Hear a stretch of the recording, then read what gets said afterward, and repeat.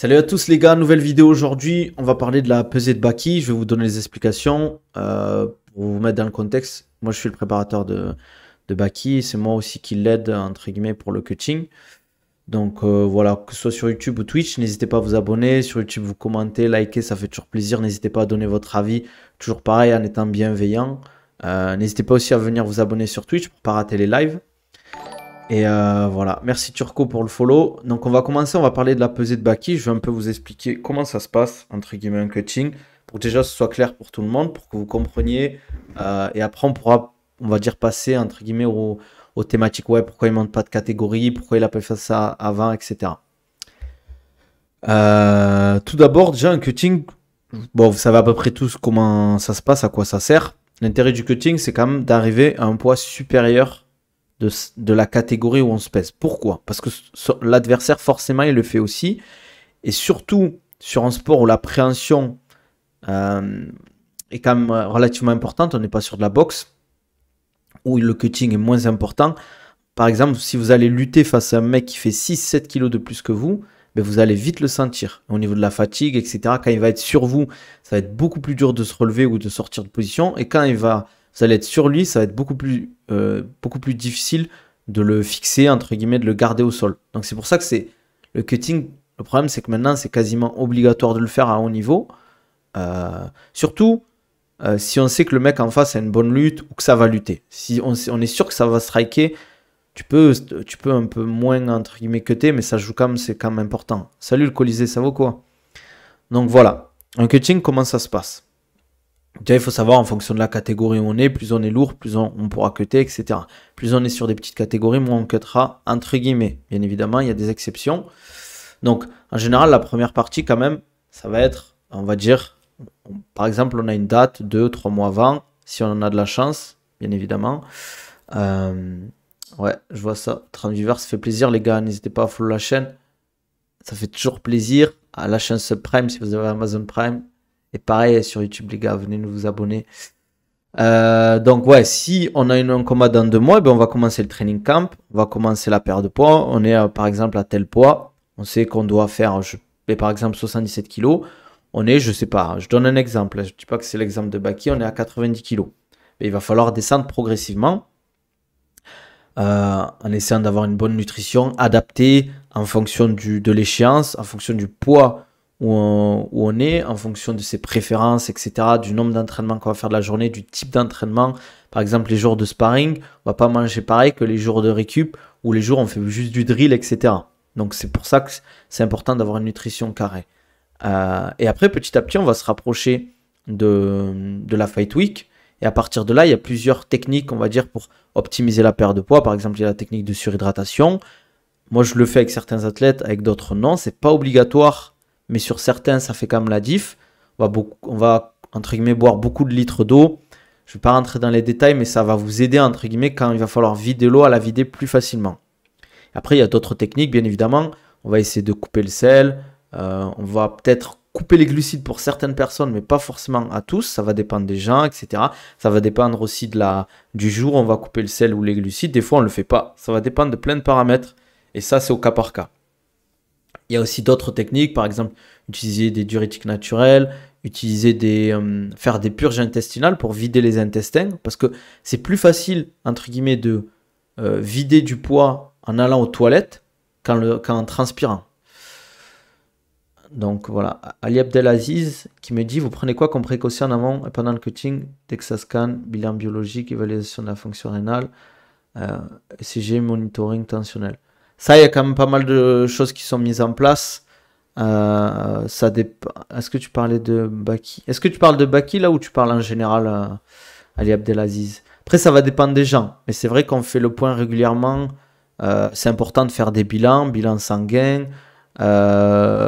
DEXA scan aussi, c'est intéressant parce que ça permet d'avoir la composition corporelle exacte. Ça, c'est important aussi en fait, d'avoir des bilans réguliers. Ça va dépendre déjà du budget parce que DEXA scan, c'est payant. Ça va dépendre, voilà. Mais par exemple, bilan biologique, ça, on peut le faire en fonction. Les médecins sont assez cool à ce niveau-là. Par exemple, le CG, ça, c'est obligatoire. Monitoring tensionnel, ça c'est obligatoire avant les combats. Salut Nico, ça va ou quoi? Évaluation de la fonction rénale, ça très peu de gens le font, mais c'est vrai que c'est important.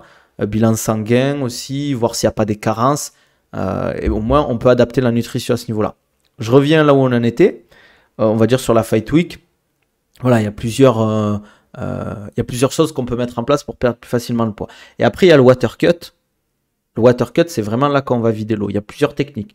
Il y a la technique classique qui vient, on va dire, de la boxe, qui vient, on va dire, de l'ancienne école, mais qui se fait toujours et qui peut toujours fonctionner. Ça va dépendre, c'est au cas par cas toujours.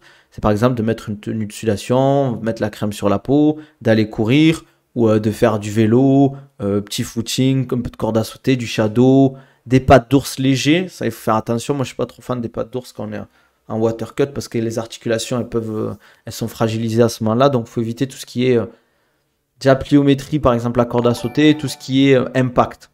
Donc, voilà. Merci à Ironso pour le follow. Ça fait plaisir. Donc, ou sinon, après, il y a d'autres techniques. Il va y avoir, par exemple, le bain. On va faire le bain et les serviettes. On se met dans un bain à une certaine température. Par exemple, il y a d'autres aussi techniques qu'on peut utiliser. Par exemple, mettre du gros sel dans le bain, de l'alcool ménager. On peut mettre un type de sel spécial pour réduire le stress, tout ça. Ça, c'est important. Vous avez trop cuté sur l'eau et pas assez sur la graisse. C'est ça, Ramzan a expliqué que c'était ça qui avait fait rater la pesée. Mais la problématique, en fait, quand tu rates le water cut, en général, c'est qu'il y a quand même beaucoup à cuter. Et au bout d'un moment, en fait, en water cut, c'est que le corps, au bout d'un moment, il se protège. Donc, il se met en mode, entre guillemets, protection. Il se dit, ben là, on perd trop d'eau, il faut arrêter. D'ailleurs, en fonction des catégories, il y a un pourcentage d'eau que tu peux perdre en fonction des catégories. Quand tu dépasses 5 à 6%, déjà, ça devient problématique. Ça va être très dur. Et si tu arrives proche des 8, 9, surtout 10, là, 10, c'est très dangereux. Et d'ailleurs, pour moi, il ne faut pas arriver à 10 parce que tu peux avoir des très gros problèmes, finir à l'hôpital, voire plus, tu peux mourir. Par exemple, Khabib a raté beaucoup de pesées. À chaque fois, il finissait à l'hôpital parce qu'il allait trop loin au niveau de ses pesées. Je pense que c'est pour ça aussi, c'est une des raisons pour laquelle il l'a arrêté. Et une des raisons pourquoi il n'a pas voulu continuer, parce qu'il sentait que physiquement c'était compliqué pour lui et au niveau de sa santé. Donc voilà, il y a aussi la technique du sauna, sauna classique, sauna portatif. Il y a aussi une technique qu'on peut utiliser, ces matelas infrarouges. Et voilà. Et pour Baye Sangour, la problématique c'est qu'en fait, au bout d'un moment, il n'y avait plus assez d'eau qui sortait. Et le problème c'est qu'au bout d'un moment, en fait, le water cut est très fatigant. C'est la phase la plus fatigante. C'est pour ça aussi qu'elle est courte. Le mercredi soir, en général, on le fait quand c'est le reste parce que la pesée le jeudi matin. Au bout d'un moment, en fait, on avait sorti suffisamment, enfin pas tout, mais on avait sorti un gros truc, pas mal d'eau. Donc on était satisfait. Il n'était pas fatigué, enfin pas fatigué. On n'était pas dans le dur, etc. Et le lendemain matin, en fait, au bout d'un moment, on commence le cut, etc. Voilà, on sent que c'est compliqué et tout. Et on comprend pas. Si, on comprend que il y a plus d'eau qui veut sortir. Et moi, là, je me suis dit, bon, ça va être très compliqué pour faire le poids. Parce qu'il y avait plus d'eau qui sortait. Et pourtant, on faisait, entre guillemets, on a essayé de réadapter dès qu'on a vu que ça allait être compliqué. Après, on avait aussi réadapté par rapport à, en fait, parce que la problématique aussi, les gars, c'est que vous allez dire, ouais, mais il y a des gens qui combattent plus. Mais en fait, il a beaucoup combattu, il s'en go récemment. Et c'est surtout qu'il il enchaîne directement sur des camps. Là, par exemple, son dernier combat, c'était en juin. Mais direct, il est reparti sur un camp avec Khamzat. Et après, il est reparti sur son camp perso. En plus, la problématique, c'est qu'il était dans un autre pays, etc. C'est pas facile d'avoir une stabilité au niveau de la nutrition et de l'entraînement. Ça amène beaucoup de fatigue et tout, d'enchaîner les camps, surtout que les camps avec Khamzat c'est dur, et derrière elle a dû réenchaîner sur son camp, donc ça lui a fait un camp très long. Au niveau de la fatigue, ça peut jouer en fait, ça peut jouer au niveau de la perte de poids, ça peut jouer aussi au niveau du water cut, donc c'est vrai que ça a été compliqué au bout d'un moment, et moi je me suis dit bon, il y a deux solutions, soit on insiste et on prend des risques sur sa santé, on aurait peut-être pu faire le poids, mais ça aurait été très très dangereux, et moi je vous le dis, pour une ceinture UFC, on n'aurait pas continué. Est-ce que vous mesurez les entrées, sorties de riz, urinaire et sudation pour avoir un repère? Ouais, on prend toutes ces datas. Vous avez trop cuté. Voilà. prend pas mal de data à chaque fois en fait. Et c'est pour ça qu'on essaie de réadapter en fonction de la dernière fois. On prend des datas. Bon, la dernière fois, c'était pas intéressant parce qu'on on a combattu en 81. Il restait combien à perdre veille? On avait un peu moins de 2 kilos. Moi, je suis toujours avec lui. J'arrive une semaine avant. Euh, ouais, une semaine avant pour finir, entre guillemets, cette phase-là qui est compliquée. Euh, ouais, exactement, pour gérer son cutting, en fait. Ouais, il est comme ça, la Masta, ça vaut quoi? Tu penses qu'il y aurait une solution un jour pour éviter le cutting? Franchement, c'est compliqué, hein. Ouais, voilà, moi, comme tu dis, Nonox, je voulais pas prendre de risques. Même pour une ceinture UFC, j'aurais pas continué. Certains vont dire, ouais, vous auriez dû commencer à la perte de poids très tôt, plus tôt. Euh, oui, peut-être, sauf qu'il faut avoir les infos, entre guillemets. Nous, on peut pas savoir quand il va combattre, etc. On l'a eu, je crois, un mois et demi avant, que je dise pas de bêtises. La problématique, c'est que Baïsangour, il perd difficilement du poids. C'est pas facile pour lui de perdre du poids. Le problème, c'est il est encore jeune, il prend encore de la masse musculaire.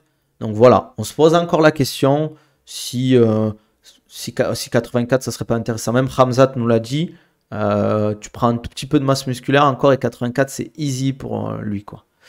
La santé, ça sera toujours la priorité de mes athlètes. Après, je comprends que les gars, vous soyez frustrés pour le combat. Moi, j'ai reçu pas mal de messages. Ouais, t'as fait de la merde, nanana. Franchement, je l'entends. Après, je préférerais éviter, les gars, que, bon, je parle pas de vous, hein, mais que vous soyez, entre guillemets, que vous soyez déçus, qu'il y ait des gens qui aient payé des places, que vous soyez déçus, ça, je le conçois totalement. Par contre, les gens qui n'ont pas payé de place et qui insultent, surtout Baïsangour, moi, je m'en fous, moi, je prends la responsabilité. Moi, je l'ai dit, je prends la responsabilité de la pesée ratée. On s'est posé, après, on a discuté. Voilà, quoi, on s'est dit, bon. Il faut tirer les leçons en fait. Il faut toujours tirer les leçons. Qu'est-ce qu'on peut faire de mieux? Qu'est-ce qu'on peut optimiser? Voilà. Qu'est-ce qu'on évitera de faire la prochaine fois?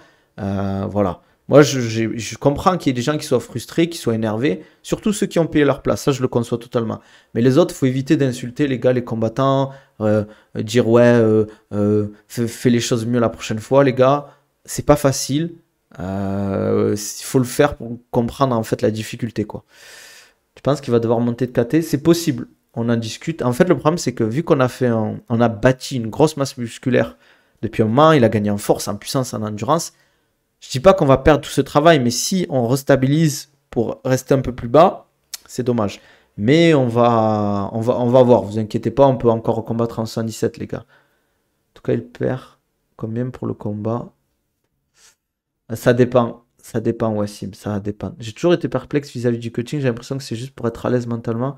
C'est-à-dire qu'on est plus lourd, mais est-ce que 36 heures c'est suffisant pour que notre corps récupère totalement niveau puissance, clarté mentale, réflexe? Je sais pas. Tarksplay, je vais te répondre. Il y a des études qui sont sorties. Au niveau puissance, force, tu perds pas.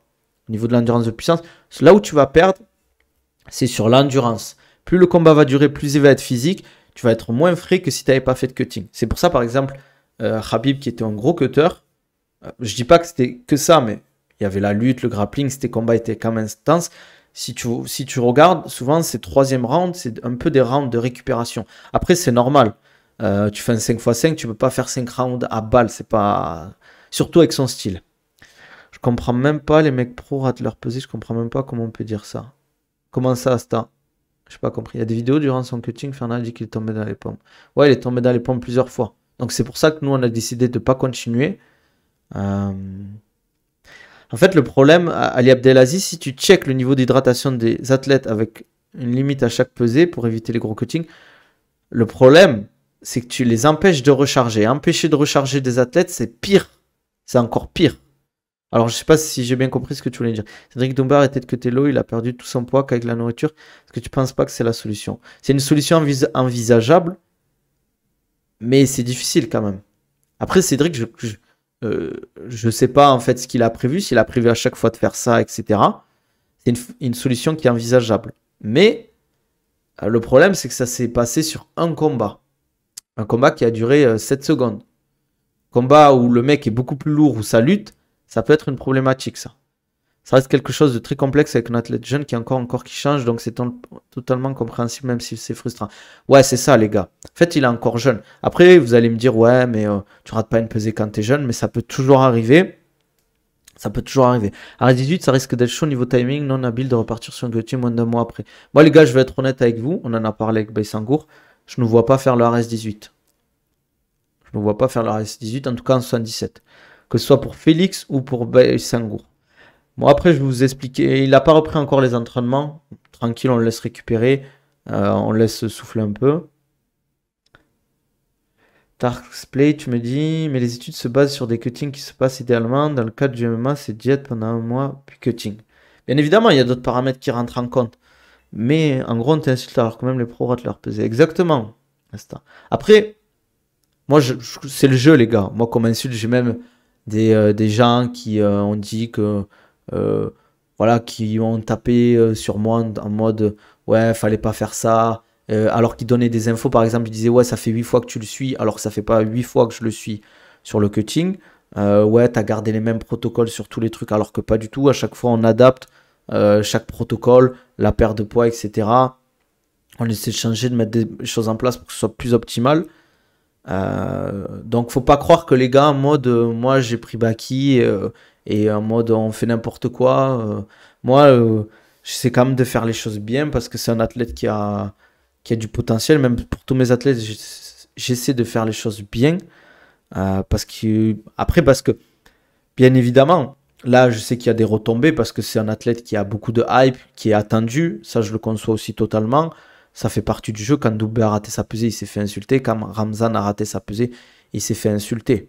Après, le combat s'est pas fait. Si le combat avait été fait, je pense que les gens auraient vite oublié. On en a parlé avec Ramzat. Il m'a dit, quand moi j'ai raté ma pesée, tout le monde m'a insulté. Quand j'ai gagné, après tout le monde a dit ouais, t'es le meilleur, Ramzat, etc. Il m'a dit, ça fait partie du jeu. Les gens, ils vont continuer à te suivre tant que tu gagnes.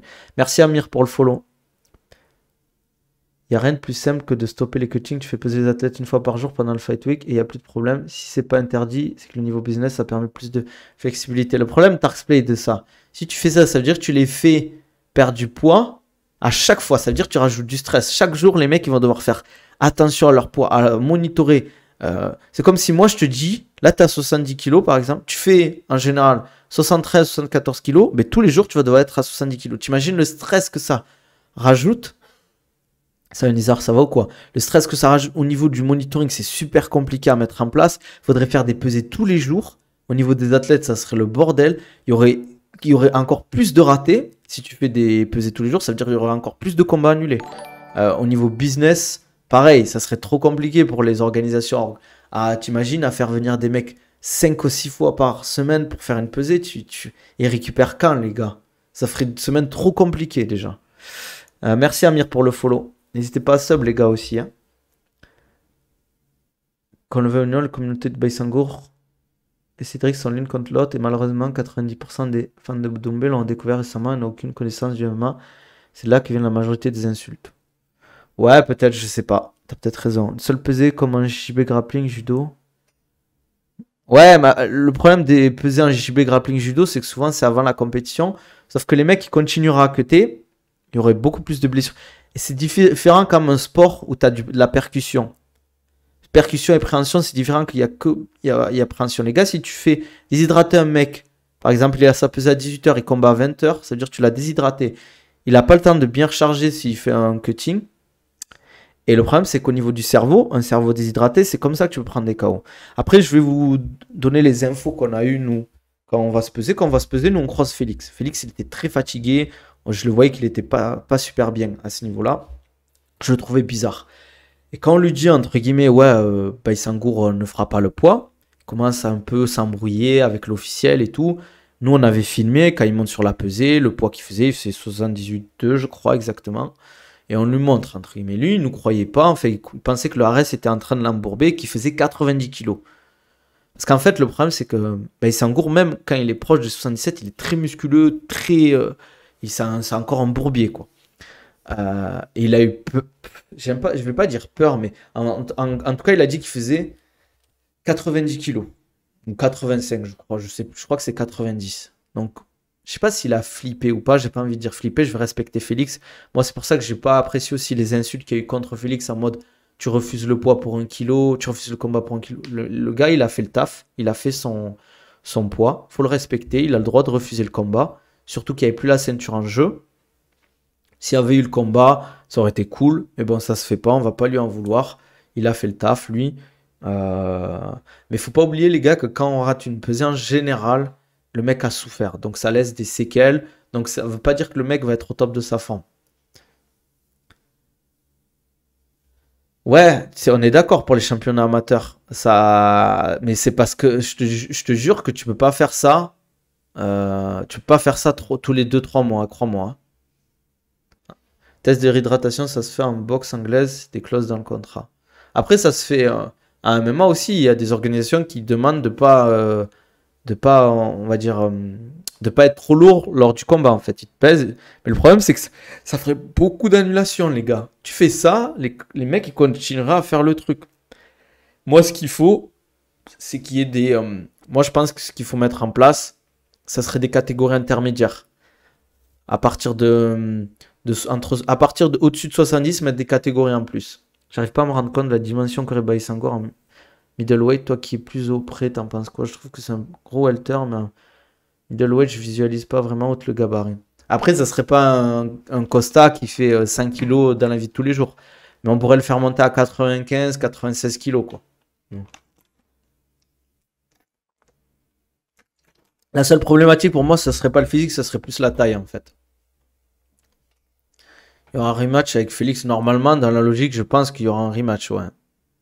Je vois pas la logique de notre adversaire. Félix aussi avait des blessures. Ouais, Félix, il était cassé de partout. Il y a eu côte cassée, je crois. Il avait 3 blessures, je crois.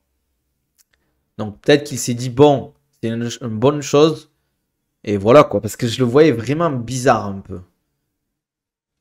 Quand il était je sais pas, il montrait pas son visage. Il avait un œil rouge, je crois. S'il existait une KT moins de 80, quel poulet ce serait? Moi, en fait, je pense que ça serait bien intéressante de faire 70, 75, 80, 85, et après partir sur du 90 et 100. De ton point de vue, tu pars du principe que c'est impossible parce que tu vois les athlètes plus lourds que leur KT, mais l'objectif d'un truc comme ça, c'est de forcer les athlètes à faire le poids de leur KT. Exemple, Baïsangour, combat à 90. Tu te rends pas compte, Tarksplay, en fait. Je te le dis, les mecs feraient quand même l'effort de cutter. Quand même, il y aurait beaucoup plus de blessures. En fait, au niveau de l'organisation, ça passerait pas. Parce que là, c'est des amateurs, c'est beaucoup plus facile. Surtout qu'en fait, quand tu es en pro, c'est pas du tout la même dimension au niveau des combats. C'est pas les mêmes intensités, c'est pas le même style, etc.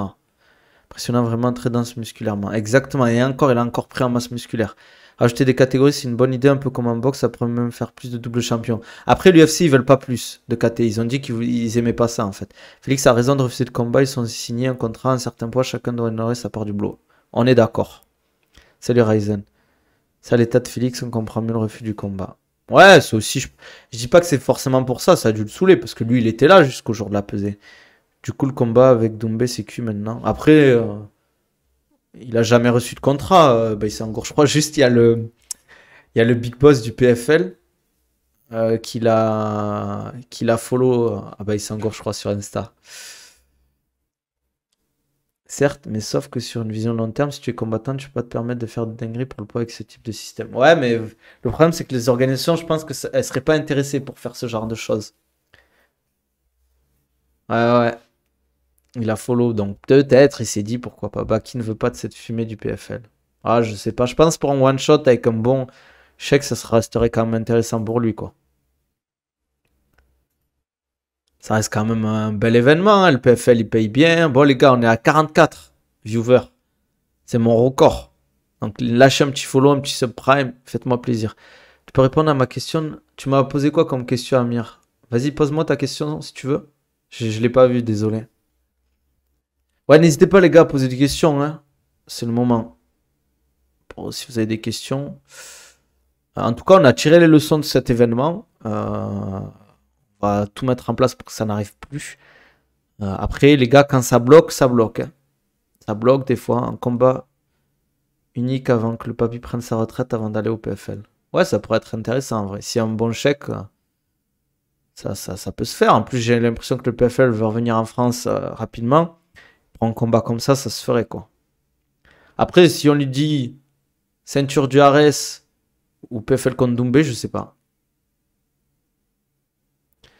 Évidemment qu'elles sont pas intéressées parce que sinon tu perds en flexibilité sur le matchmaking. Les cuttings, ça arrange bien les orgas qui peuvent organiser des combats entre deux mecs qui ont 20 kilos de diff en poids de forme. Il y a moins one shot au PFL avant la ceinture Ares, je sais pas. En fait, ça serait compliqué pour les grosses orgas Tarksplay organisées, je te jure. Je vois pas ta question, Amira, si tu me l'as posée. Hein. Enfin, c'est pas affiché, quoi. De cas, la victoire à l'un de ces deux combats lui ouvre les portes de l'UFC. Ouais, en plus, Ramzat, je pense qu'il peut le mettre bien, en fait. Si il gagne un combat, là, une ceinture ou un combat contre Doumbé, c'est sûr. Ramzat, il peut le pousser vers l'UFC. Après, ça dépend. S'il y a pas d'insulte dans ta question, tu peux la tourner autrement, non Amir, je sais pas. Si Baki brise la hype de Doumbé et qu'il va à l'UFC, Dana White sera trop heureux.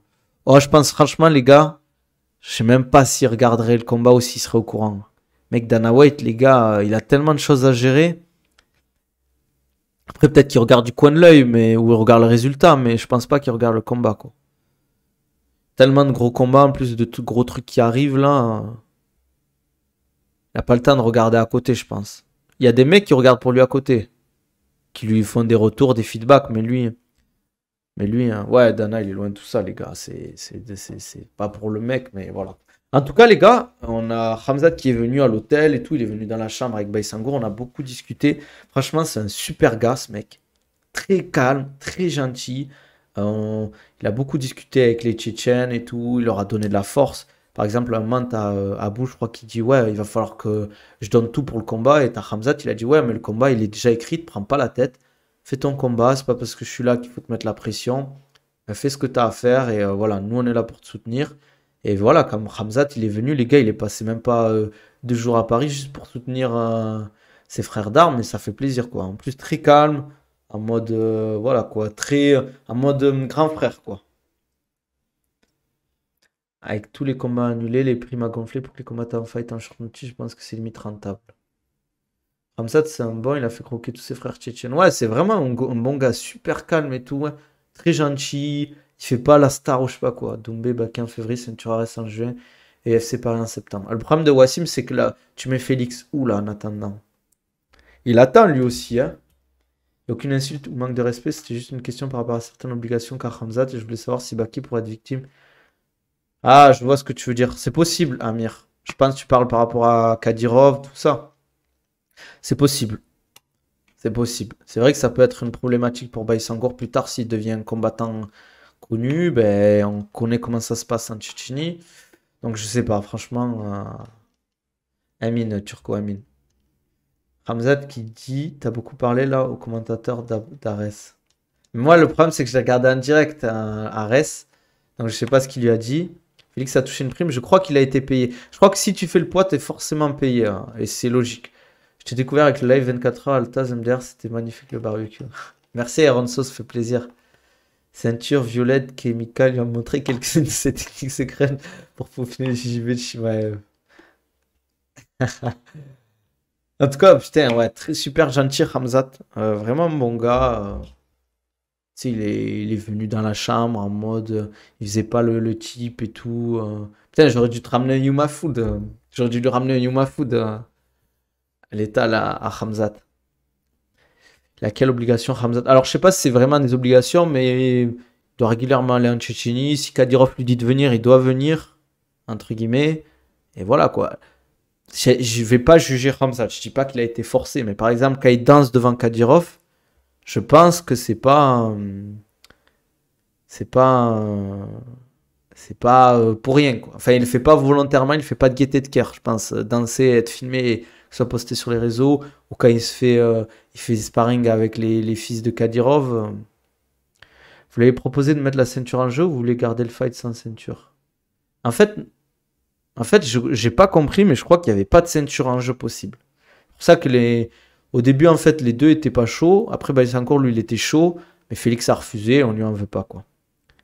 T'as vu quand Hamza t'a feinté Cyril en mode single leg? Ouais, c'est un bon gars, il me fait rire ce mec. Merci Sabri pour le follow. Ça fait plaisir. Se faire malaxer par les fils de Kadyrov, pas sûr qu'il ait le choix. Ouais, voilà, c'est ça en fait. Ah, c'est sûr qu'il aurait kiffé Yuma Food. En tout cas, ce qu'il lui a dit à Hamzat, il a dit à Baïsangour, ben viens à Dubaï. Parce que là, il est sur Dubaï. Après, il repart en Tchétchénie, mais il a dit, ouais, viens à Dubaï t'entraîner et tout, tranquillement. Tu viens aussi profiter de la vie en mode vacances, ici, quoi. Tu vois, il est très gentil. Hamzat, il met bien ses mecs, quoi. Plus il est venu, Hamzat, avec des mecs des Tchétchènes qui sont à Dubaï, là, Issa, je sais plus comment, qui a combattu Dana White Contender Series. Si Baki devient connu, il va devoir aller voir Kadyrov. C'est possible. Ça, c'est relou un peu, je trouve. En plus, tu vois, t'as plus le droit à l'erreur. Après, tu peux plus perdre ou quoi que ce soit, hein. En fait, connaissant un peu la vie de Baki et son père, sachant qu'il est en France, je me disais que ça le concernerait pas. En fait, le problème, c'est que s'il te dit de venir, après, je connais pas le personnage, je sais pas s'il fait ça, mais je pense que s'il te dit de venir et que tu lui dis non et que t'as de la famille en Tchétchénie, je sais pas qu'il va leur faire du mal, mais il peut les faire galérer dans leur vie, quoi. Les Kurdes ont les mêmes soucis avec les Grecs. J'ai pas compris, Nizar. Comment ça, Wassim? Je vais les gars, bonne soirée. Merci, Colisée, à la prochaine. Force à toi.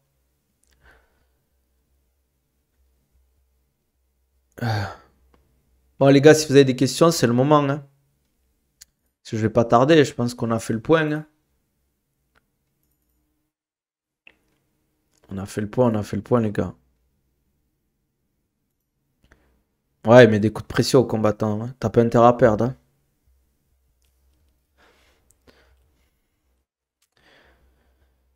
En tout cas, aussi, j'ai eu des infos sur Costa. Euh, son grappling, il est. Ah, je sais pas. En fait, il a un bon grappling, mais je trouve il y a... Hamzat en grappling, il aurait tué, je pense. Par contre, debout, il tape fort. Il a des kicks de malade mental. Bah, qu'il a reçu vraiment aucune approche du PFL. Pas à ma connaissance, Sabri. Il m'en aurait parlé, je pense. Pourquoi Kadyrov va forcer un combattant à venir? Parce que c'est comme ça. C'est comme ça, il le fait avec Ramzat. Merci beaucoup pour live, les explications, Telgot. Merci, Nico. Faut que je regarde N'hésitez pas, les gars, à aller follow Nikoulouk aussi. Il fait des reviews de combat, il fait des analyses de combat vraiment poussées. C'est vraiment top ce qu'il fait. Donc, allez follow sa chaîne Twitch aussi, s'il vous plaît. Mais pourquoi Hamzat n'a pas pris la nationalité tchétchène quand il a changé de nationalité? Je pense qu'il a la double nationalité en fait. Il est tchétchène et émirati. Docteur NT. Merci pour le follow, ça fait plaisir.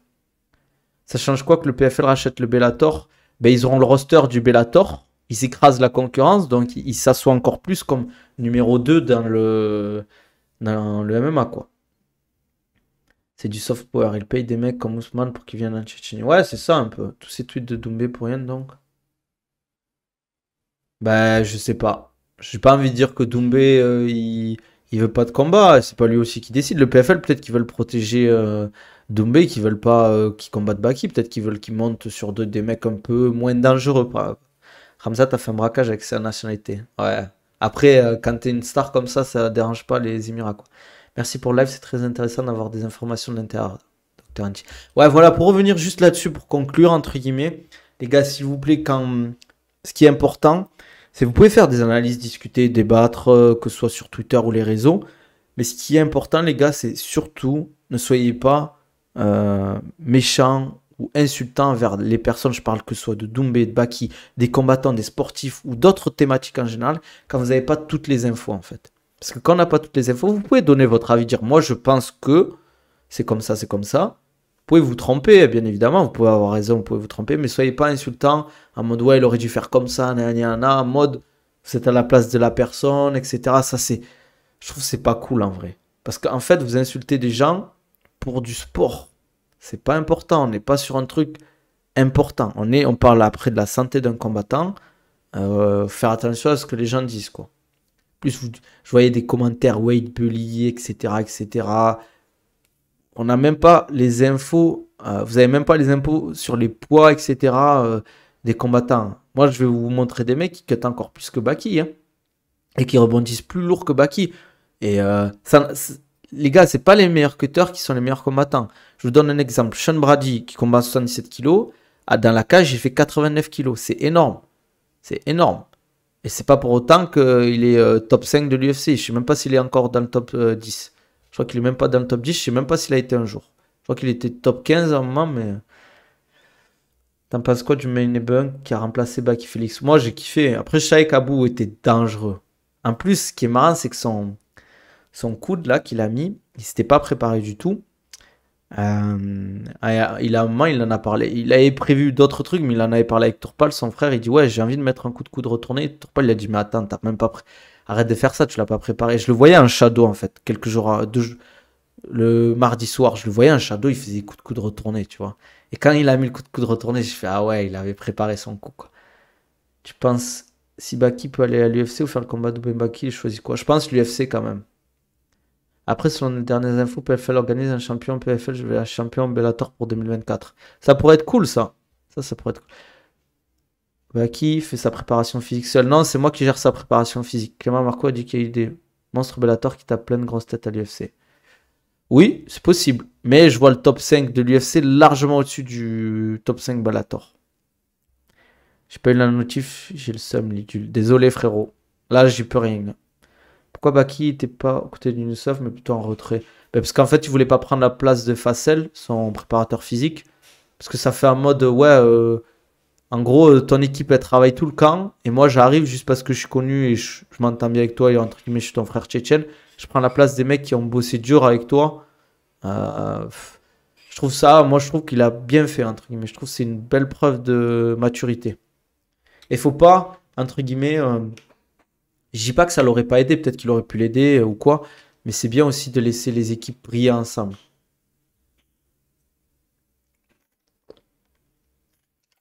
Moi, je trouve que c'est important, quoi. C'est une belle preuve de maturité que Hamzat soit dans son coin, il est venu de Dubaï. Bon, tu fais l'effort quand même de trouver une solution. Mais bah, il s'engoure, voilà, quoi. Twitch, c'est bizarre, je viens d'avoir trois pubs.